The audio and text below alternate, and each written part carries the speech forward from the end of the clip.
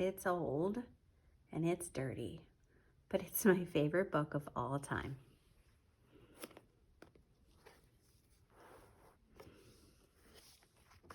Joel gets a haircut.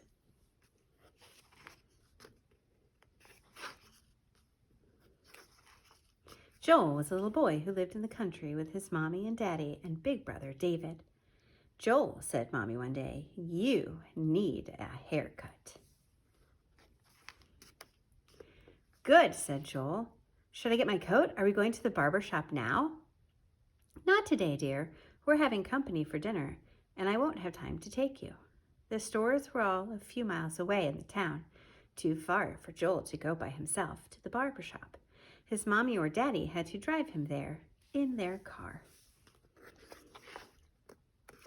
The next day, everybody forgot all about Joel's haircut, and the day after that, too. But the next day, his mommy said, Joel, you must get a haircut this minute. Quick, let's get ready and go before anything happens to put off again.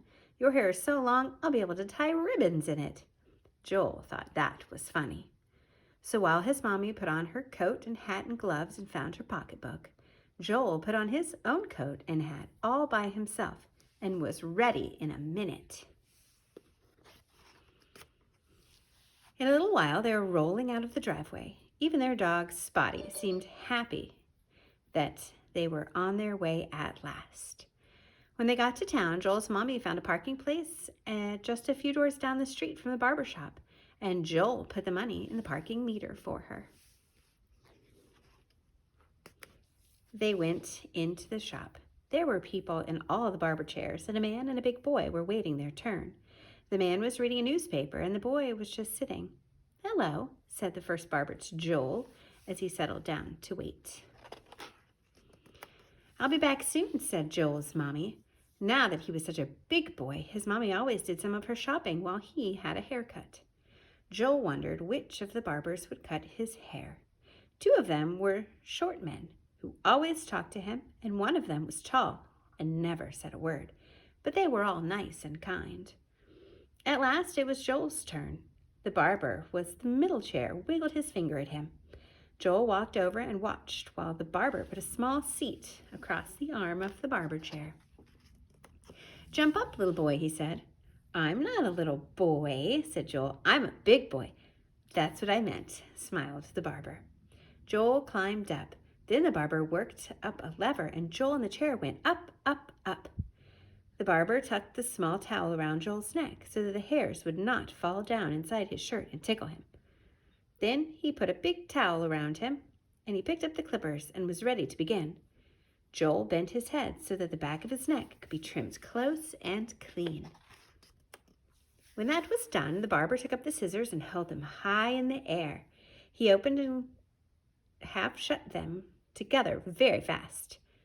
They made a wonderful slippery noise that Joel loved to hear, with a few loud snip-snips in between. Most of the time, said the barber as he waved his scissors, I don't cut hair, I cut air. I just leave out the H.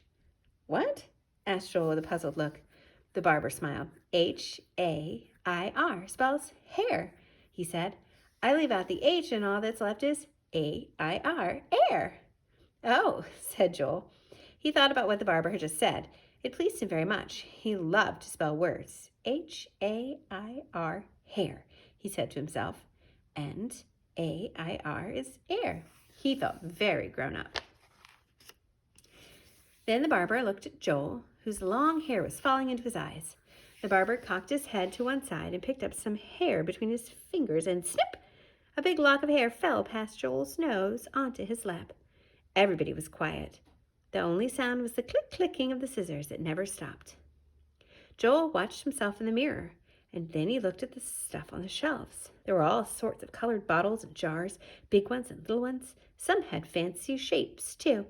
Joel thought that he would like to open every one of them and smell what was inside. What's in the blue bottle, he asked. That's to put on people after I shave them, the barber told him. Shall I put some of it on you? Will you have to shave me? Asked Joel. The barber laughed. No. Here, doesn't it smell nice? He patted the green stuff on Joel's cheeks. It was cool and pleasant. The next time Joel saw himself in the mirror, one side of his head was already trimmed. That made the long side look funnier than ever. The barber turned the chair around a little as he began to work on the other side. Joel was able to watch a man in the next chair being shaved. He had lots of white subsets all over his face, and the barber was scraping his chin with a long razor.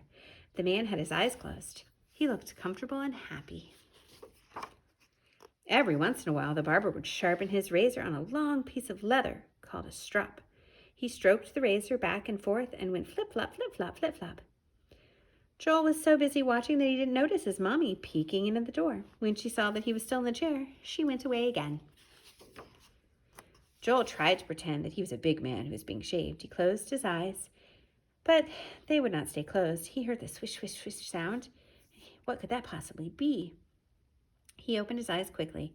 He could not turn his head to see because the scissors were snipping away close to his ear. He rolled his eyes as far into the corners as they would go.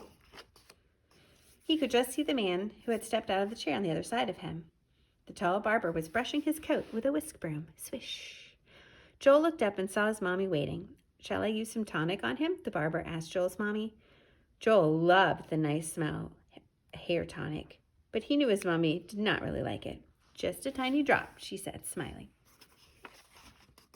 The barber dampened his hair with a little water and put a little tonic on it besides. At last the barber was finished. He took off the towels and brushed Joel's neck with a soft brush, which had powder on it and smelled good. Joel lightly ran his fingers up the back of his neck. How nice the silky pricklies felt where his hair had been cut close. Now down came the chair to the ground again. Joel jumped out. Then his mommy gave him some money and he paid the barber himself. The barber gave him the change.